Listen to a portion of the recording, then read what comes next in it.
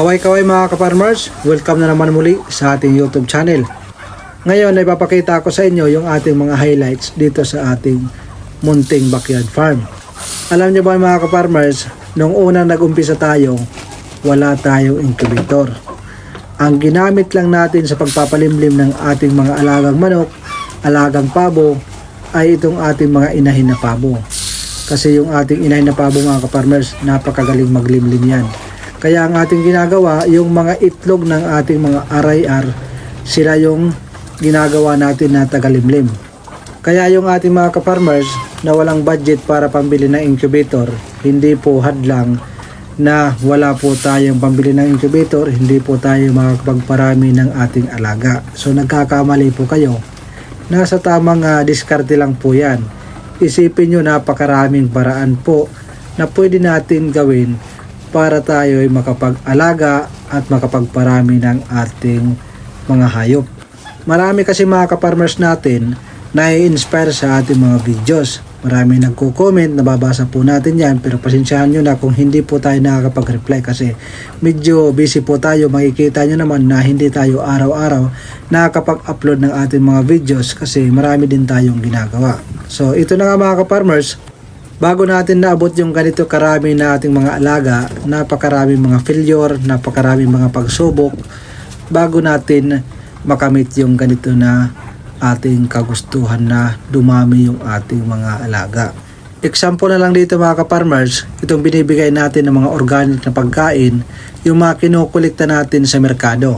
Example ko sa inyo mga ka-farmers, ako dati, mayroon naman ako pangbili ng feeds. Pero nag-isip talaga ako ng paraan paano nga ba ako makakatipid. So, isa kong naging idea yung mangulikta sa merkado ng mga first layer, yung mga lantana ng mga tinatanggal ng mga repolyo, garbage, pitsay doon sa ating merkado. So, ang ginawa ko dyan, kapalmoks mga ka-farmers ha, nagpunta ko doon kahit wala akong kilala, kinakausap ko yung mga vendor. So, yung iba binibigay, yung iba binibenta. May 10-10 yung isang balot, mayroong 20-20, yung iba pang yosi. Karon tayo nakipag negosasyon o nakipagkaibigan sa kanila para makakuha tayo ng mga supply na mga nakikita nyo naman. Ayan mga ka-farmers, yan mga buo pa yan.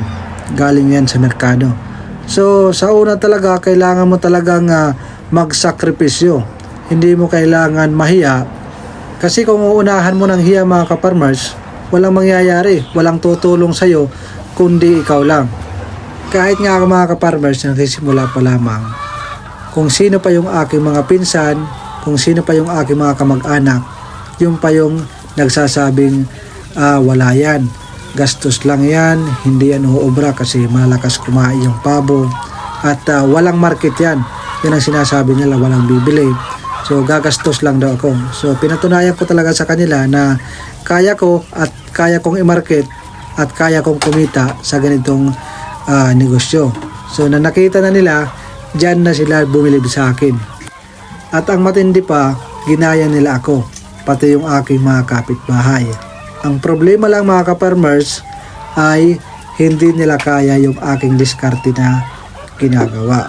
So nagtatanong naman sila sa akin, kaso nga lang, hindi nila kaya pumunta ng merkado para manghingi doon or mangulikta araw-araw. So, nahihiya sila.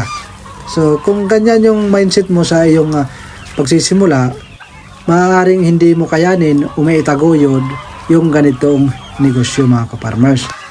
Kaya sa ganitong negosyo mga ka-farmers, kailangan hindi ka mahihiya. Kasi, pinakauna dyan, kailangan mo maghanap ng market. Siyempre, napakadali lang padamihin yung ating mga alaga. Ang pangalawa dyan mga ka-farmers, kaya mo bang magbenta? Kaya mong magbenta kung saan-saan. Kailangan mong pag-isipan kung saan mo ibibenta. Saan yung mga target mo na pwede mong bintahan. Kailangan hindi ka mahihiya. Kailangan mong mag-alok para makilala ka. So, una talaga mga ka-farmers, kailangan mo pumunta ng mga restaurant, turo-turo, mag-alok ng iyong produkto katulad ng ating mga pabo na karne. Kasi kadalasan yan mga ka-farmers, yung mga kaibigan nun, pwede nilang sabihan. At pwedeng pumunta sa iyo para bumili. So kung mayroon kang 50 na mga tao na nasabihan, so hindi natin alam pag nagkaroon sila ng birthday o kung ano man mga event, pupunta yan sa iyo para mamili. Katulad sa ating mga ka-farmers, hindi na lang natin na namamalayan, mayroong pumupunta dito sa ating farm para bumili ng ating lechonin na pabo at yung ating mga manok. So sa una talaga mga ka-farmers, kailangan talaga ng effort sa paghahanap ng ating mapagbibintahan ng ating alaga. Kasi yun talaga yung problema mga ka-farmers sa pag-aalaga ng manok at pag-aalaga ng pabo. Sabi nga ng iba, napakadaling magpadami ng mga ganitong livestock, ang mahirap yung magbinta, yung mag-dispose. So hindi po mahirap para sa atin, basta't wag ka lang mahihiya at kailangan madiskarte ka. Pag mayroon kang ganyan mga ka-farmers, sigurado ay mayroong pera na babalik sa iyo. Sa nauna nating videos, mayroon tayong isang ka-farmers nag-comment. Nandoon siya sa abroad. Mayroon daw siyang mga alagang manok, pero ang nag-aalaga yung kanyang mga kamag-anak. So ang ginawa, bininta dahil nalugi. Kasi kung sino pa yung nagbabantay, yung kanyang mga kamag-anak na nagbabantay, sila ang nakikinabang, kailangan niya pang bumili ng pagkain ng mga manok niya at kailangan niya pang magsahod. Tapos walang bumabalik o pumapasok na pera. So ang nangyari, nalugi. Kasi alam ko yan mga ka-farmers, marami tayo mga OFW na gusto na magsimula ng farming business. Gusto nila, yung mga kamag-anak nila, gusto nilang sahuran at sila yung magpatakbo ng negosyo. Kaso nga lang mga ka-farmers, napakahirap na desisyon po yan. Kasi ang nangyayari yan, ang iniisip lang nila yung kanilang sahod at kikitain. Kaya advice ko sa ating mga ka-farmers, yung nandyan pa sa abroad, kung mayroon man kayong ganyan na plano, siguraduhin nyo yung iyong kamag-anak na babantay ng iyong mga alaga, siguraduhin yung matured na yung isipan nila. Ano ba yung ibig sabihin ng matured na yung kanilang isipan? Yun bang yung marunong silang dumiskarte ng pagkain, marunong silang mag-mix-mix, marunong silang dumiskarte kung wala ng pagkain ang ating mga alaga. Hindi po iaasa lahat na lang sa feeds. Yung marunong ba silang dumiskarte sa pagkukuha ng mga organic katulad ng iyong nakikita dito sa ating backyard farm. Hindi po yung iaasa na lang sa commercial feeds lahat.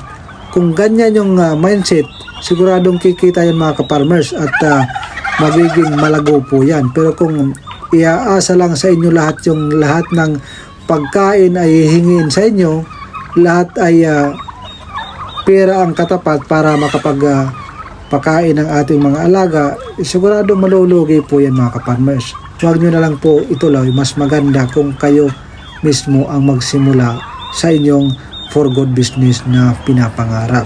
So mas maganda pa mga ka-farmers kung bumili lang kayo kaagad ng mga RTL, yung mga malalaki na.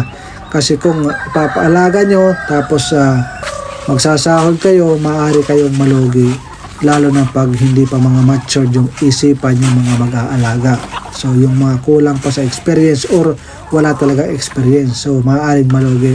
So advice ko sa inyo mga ka-farmers, mas maganda kung kayo mismo ang hawak, kasi pera nyo yan, pinaghirapan nyo yan, alam nyo kung ano yung value ng inyong pera. So mas advisable yan na kayo mismo ang hahawak sa iyong mga negosyo na papasokin. Huwag niyong iasa sa ating mga pinsan o ating mga kamag-anak, kasi sa totoo lang, iisipin lang nila yung kanilang sahod o kanilang sarili lang. So ayun mga ka-farmers, medyo mahaba-haba na yung ating kwentuhan. Kung mayroon kayong katanungan, maaari kayong mag-iwan ng message sa ibaba. At syempre kung bago ka palang napadaan sa ating YouTube channel, huwag mong kalimutan mag-subscribe and hit the notification bell. Piliin mo yung all para updated ka sa ating mga susunod pa mga videos. Para kung mayroon ka mang katanungan, masagot natin doon sa ating mga video na ating tatalakayin. So, kaway-kaway po sa ating mga OFW nangangarap na magkaroon ng ganitong for good business. So, hindi po mahirap magsimula, lalo na pag mayroon tayong pangsimulang puhunan. So, Hanggang sa muli mga kaibigan, mga ka-farmers, magandang araw. God bless.